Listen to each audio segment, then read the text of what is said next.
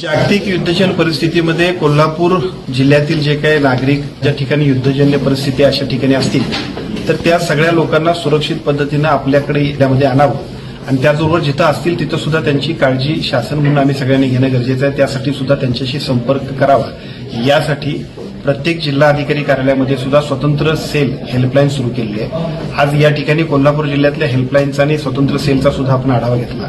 एकूण जिल्ह्यामध्ये जे काही एकूण बाहेर संपर्क आपल्याशी ज्यांचा झाला अशी एकूण 207 आमचे सर्व कोल्हापूर जिल्ह्यातील नागरिक नोकरीनिमित्त पर्यटनाच्या निमित्तानं बाहेरच्या देशामध्ये जिथे युद्धजन्य परिस्थिती आहे तिथं आहेत, परंतु त्यातले साधारणतः 23 आतापर्यंत परत आलेत। 80 नागरिक सुद्धा उद्याच्या 6 तारखेच्या फ्लाईटनं आपल्याकडे येतील आणि बाकीचे जे सगळे 39 लोक जे नोकरीच्या निमित्तानं आहेत ते सगळेजण सुद्धा आपल्या संपर्कात आहेत, अतिशय सुरक्षित ते आहेत। एका बाजूला पालकांना माझी विनंती आहे, दुसऱ्या बाजूला बाहेरच्या देशात असणाऱ्या आमच्या सर्व नागरिकांना सुद्धा विनंती आहे, कोल्हापूर जिल्ह्याच्या सेलला सुद्धा आपण संपर्क करा।